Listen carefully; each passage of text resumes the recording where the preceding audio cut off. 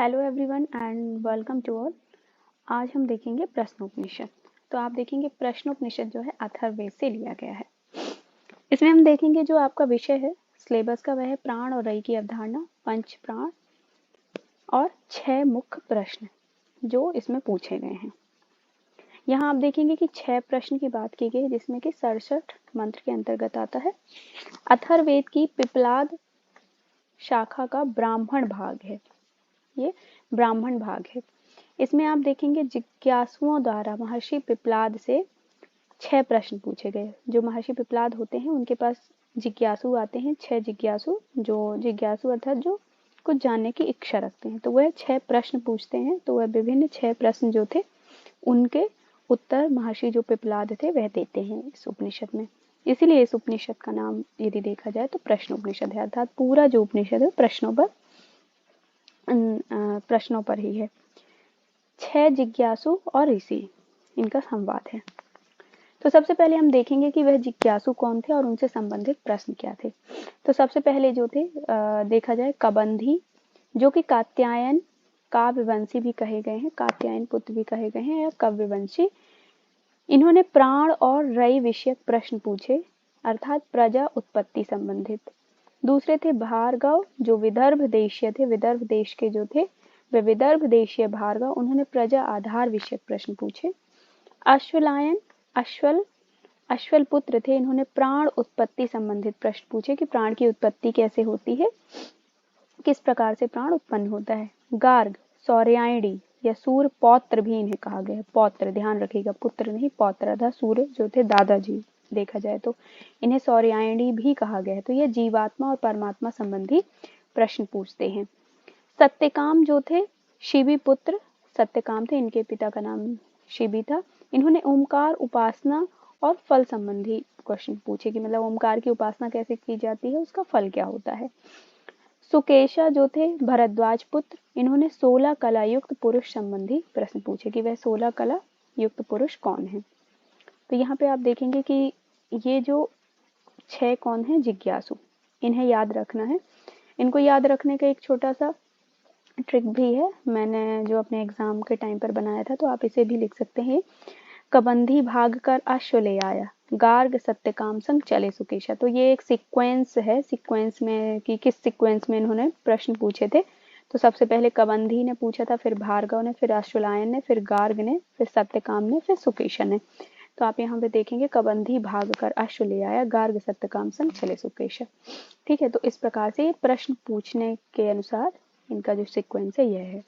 और किन्होंने कौन से प्रश्न पूछे, तो ये स्लाइड बहुत ही इंपॉर्टेंट है, इसका एक एक वर्ड इंपॉर्टेंट है, क्योंकि यहाँ से प्रश्न पूछा जा सकता है, जाता ही है। पिछले भी कई बार पूछा गया है कि यहाँ से पूछा जाएगा कबंधी ने कौन सा प्रश्न पूछा, और ये आपको ऑप्शन में दे दिए जाएंगे। हो सकता है आपको पूछा जाएगी प्राण उत्पत्ति संबंधी प्रश्न किसने पूछे थे, और यहाँ से ऑप्शन दे दिए जाए, नाम दे दिए जाए इनके। तो इस प्रकार से यहाँ पर क्या आता है, प्रश्न पूछे जाते हैं। इसके बाद यदि हम देखें नेक्स्ट, जो जब ये प्रश्न पूछने के लिए जाते हैं तो कहा गया तपसा ब्रह्मचर्येण श्रद्धा संवत्सरम सवत, मतलब जो पिप्पलाद ऋषि थे तो वह एक शर्त रखते हैं, कहते हैं मैं तभी आप लोगों के प्रश्न का उत्तर दूंगा जब तब ब्रह्मचर्य और श्रद्धा पूर्वक 1 वर्ष तक आप लोग यहाँ पर रुकेंगे, उसके बाद ही मैं आपके प्रश्न का उत्तर दूंगा। और जो 6 ऋषि जो आए हुए थे, जो 6 जिज्ञासु थे, वह 1 वर्ष तक तप और ब्रह्मचर्य का पालन करते हुए श्रद्धा पूर्वक वहां पर 1 वर्ष तक रुके। तब महर्षि पिप्पलाद जो थे उनसे प्रसन्न हुए और फिर उनसे प्रश्न पूछते हैं कि बताइए क्या हैं आपके प्रश्न, और उन प्रश्नों का वह उत्तर देते हैं। तो सबसे पहला जो प्रश्न किया था कबंधी जो थे जिज्ञासु, जो कि कात्यायन पुत्र भी हैं, इन्होंने पूछा था प्रजा उत्पत्ति विषय, प्राण और रई की उत्पत्ति जो है कैसे हुई है। तो प्रश्न था कि प्रजा अर्थात संसार किससे उत्पन्न हुआ है।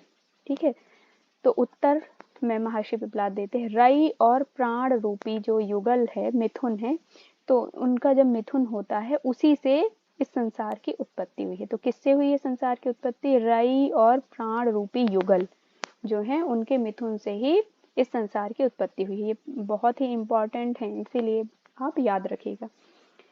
तो प्रजापति ने तो रई और प्राण युगल कैसे आए, तो प्रजापति जो ब्रह्म थे उन्होंने क्या तपस्या किया और संकल्प के द्वारा इच्छा की, प्राण और रई नामक युगल की उत्पत्ति हुई, और उस प्राण और रई नामक युगल से ही इस संसार की उत्पत्ति होती है। तो यहाँ पर कुछ और 3 ऐषणाएं भी बताई गई हैं, कामनाएं। कहा गया कि जो संसार है उसमें जो मनुष्य रहते हैं उसकी 3 ऐषणाएं हैं। लोकेषणा, वित्तेषणा और पुत्रेषणा। कि एक तो बच्चों को उत्पन्न करना, पैदा करना, दूसरा वित्त की अच्छी संपत्ति हो, धन हो, और लोक की सभी जगह मान सम्मान हो। तो ये 3 इच्छाएं बताई गई हैं इसमें, कामनाएं। नेक्स्ट हम देखेंगे द्वितीय प्रश्न। द्वितीय प्रश्न जो थे, विदर्भ देशीय भार्गव जो थे उन्होंने प्रजा आधार विषय प्रश्न पूछा। मतलब यहाँ पर क्या हुआ, देखिए एक प्रश्न दूसरे प्रश्न को कनेक्ट करता है, इसीलिए इनको आप सीक्वेंस से याद रखेंगे तो ये याद भी हो जाएंगे, क्योंकि एक ही प्रश्न दूसरे प्रश्न को कनेक्ट करते हैं। अब देखिए, क्योंकि रई और प्राण से किसकी उत्पत्ति हुई, प्रजा। प्रजा अर्थात संसार में जितने भी जो भी है जो निवास करती है, ठीक है, जो भी प्रजा निवास करती है, तो उनकी उत्पत्ति हुई। तो कहा कि उनका आधार क्या है, जो प्रजा उत्पन्न हुई है उसका आधार क्या है। तो कहा गया, इन्होंने 3 प्रश्न पूछे इससे संबंधित। प्रजा को कुल कितने देवता धारण करते हैं। कहा गया कि प्रजा को कुल कितने देवता धारण करते हैं। प्रजा कौन देवता प्रजा को प्रकाशित करता है और कौन देवता सबसे वरिष्ठ है। तो कहा गया कि प्रजा को धारण जो करता है वायु, अग्नि, जल, पृथ्वी, वाक, सभी जो कर्मेंद्रियां हैं, मन, अंतःकरण, ज्ञानेंद्रियां समूह, ये सब देव ही हैं, अपनी महिमा को प्रकट करते हैं।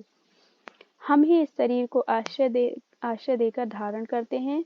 उनसे सर्वश्रेष्ठ प्राण ने कहा, तुम मोह को प्राप्त मत हो, मैं ही अपने को 5 प्रकार से विभक्त कर इस शरीर को आश्रय देकर धारण करता हूँ। तो समझ में आया आपको कि क्या कह रहे हैं कि सबसे पहले तो कहा गया कि इस प्राण को धारण कौन करता है ना। तो प्राण को जब धारण करने की बात की गई है तो इसमें क्या कहा गया है कि जो वायु, अग्नि, जल, पृथ्वी, जो आपकी देखा जाए तो कर्मेंद्रियां, अंतःकरण और ज्ञानेंद्रियां, ठीक है, इनको कहा गया कि यही धारण करते हैं, यही आश्रय देकर धारण करते हैं, हम ही शरीर को धारण करते हैं। उनमें से सर्वश्रेष्ठ जो थे कि प्राण जो थे, सर्वश्रेष्ठ कौन थे, प्राण थे। तो उन्होंने कहा कि तुम मोह में मत आओ, मैं ही अपने आप को 5 भागों में विभक्त करता हूँ और तुम्हें धारण करता हूँ, ऐसा प्राण कहते हैं। तो प्राण ही धारण करते हैं, प्राण ही प्रकाशित करते हैं, और वरिष्ठ देवता जो हैं कौन है, प्राण ही हैं। तो आप देखिए कि तीनों प्रश्न का उत्तर क्या था, प्राण ही था। यहाँ पर मतलब कर्मेंद्रिया, अंतःकरण और ज्ञानेंद्रिया कहते हैं कि इनकी महिमा से ही प्रकट होते हैं। तब वहां पर सर्वश्रेष्ठ जो प्राण था उनको याद दिलाते हैं कि तुम मोह में मत आओ, मैं ही इनको विभक्त करता हूँ, और मैं, मेरे विभक्त होने के कारण ही तुम्हें आश्रय मिलता है, मैं ही तुम्हें धारण करता हूँ। तो यहाँ पर भी प्राण ही उत्तर है। तो इन तीनों प्रश्न का उत्तर कि प्रजा को धारण करने वाला, प्रकाशित करने वाला और सबसे वरिष्ठ देव कौन है, तो प्राण है। इसमें यही कहा गया कि अग्नि, सूर्य, मेघ, वायु सब प्राण है। रथ के पहिए नाभि में लगे हुए अरों की भांति, ऋग, यजु, साम सब प्राण है। पितरों की प्रथम स्पर्धा भी प्राण है, अथर्व आदि भी प्राण है। तो सभी को क्या कहा गया कि सब कुछ क्या है, प्राण ही है। नेक्स्ट आप देखेंगे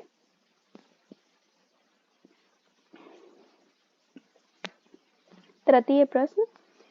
तृतीय प्रश्न में आप देखेंगे अश्वलायन जो थे, अश्वलायन अश्वल पुत्र जो हैं, प्राण उत्पत्ति संबंधित। अब पहला प्रश्न क्या था, रई और प्राण और रई, प्राण और रई से किसी की, प्रजा की उत्पत्ति हुई। प्रजा की जब उत्पत्ति हुई तो उसको धारण किसने किया, यह प्रश्न दूसरा पूछा गया। तो प्राण ने धारण किया। तो कहते हैं वो प्राण जो धारण कर रहा है, जो प्रकाशित कर रहा है, वह प्राण की उत्पत्ति कैसे होती है। तो बताया गया, महर्षि पिपलाद कहते हैं, अश्लायन तुमने तो बहुत ही कठिन प्रश्न पूछ लिया है ना। जैसे कुछ बच्चे होते हैं ना क्लास में, बहुत कठिन प्रश्न पूछ लेते हैं तो शिक्षक बोल देते हैं, वैसे ही महर्षि कह रहे हैं, कहते हैं अरे अश्लायन तुमने तो बहुत ही कठिन प्रश्न पूछ लिया, लेकिन फिर भी मैं इसका उत्तर देता हूँ। तो कहते हैं प्राण की उत्पत्ति कहाँ से हुई। तो बताते हैं ऋषि पिपलाद की आत्मा और परमात्मा से, ठीक है, आत्मा अर्थात परमात्मा को ही यहाँ पर आत्मा कहा गया। तो कहते हैं प्राण की उत्पत्ति कहाँ से हुई, परमात्मा से। तो कहते हैं प्राण शरीर में प्रविष्ट कैसे होता है, जो शरीर में फिर आता कैसे है, ये अश्वलायन पूछ रहे हैं। तो ऋषि पिपलाद कहते हैं मन के संकल्प के द्वारा। तीसरा प्रश्न पूछते हैं, अच्छा ठीक है, यदि ये मन के संकल्प के द्वारा आता है तो कैसे अपने आप को यह विभाजित कर लेता है। तो बताते हैं जिस प्रकार चक्रवर्ती राजा अधिकारियों को नियुक्त करता है, मतलब जैसे होता है ना कि एक राज्य होता है और वहां पर राजा होता है, तो राजा में आपने देखा होगा कि कहीं मंत्री है तो कोई महामंत्री है तो कोई कुछ है, तो इस प्रकार से वह डिवाइड करता है ना। तो कहते हैं जिस प्रकार राजा अधिकारियों को नियुक्त करता है गांव में, अधिकारियों को नियुक्त करता है गांव में, उसी प्रकार प्राण अन्य प्राण को पृथक करता है। पृथक करता है मतलब जैसे पंच प्राण हो गए और पंच उप प्राण हो गए, तो इस प्रकार से वह अपने आप को पृथक करता है। तो कहते हैं ठीक है, उसने पृथक भी कर लिया, लेकिन ये बाहर कैसे निकलता है, उत्क्रमण कैसे होता है इसका शरीर में, शरीर से कैसे उत्क्रमण करता है प्राण। तो कहते हैं उदान वायु के द्वारा, उदान वायु के द्वारा ही प्राण का उत्क्रमण होता है। आपने इसे पतंजलि जो योग सूत्र है उसमें भी आप देखेंगे, जब हम पढ़ेंगे तब इसकी बात करेंगे। फिर कहते हैं बाह्य जगत को किस प्रकार धारण करता है और आंतरिक जगत को किस प्रकार धारण करता है, मतलब बाह्य और आंतरिक जगत को कैसे धारण करता है। तो कहते हैं विभिन्न प्राण वायु के द्वारा ही वह धारण करता है। तो इस प्रकार से ये 6 प्रश्न हैं, इन्हें अच्छे से याद करिएगा। इसके बाद यहाँ पर हम पहला पार्ट कंप्लीट करते हैं, नेक्स्ट पार्ट में हम आगे देखेंगे। Thank you so much.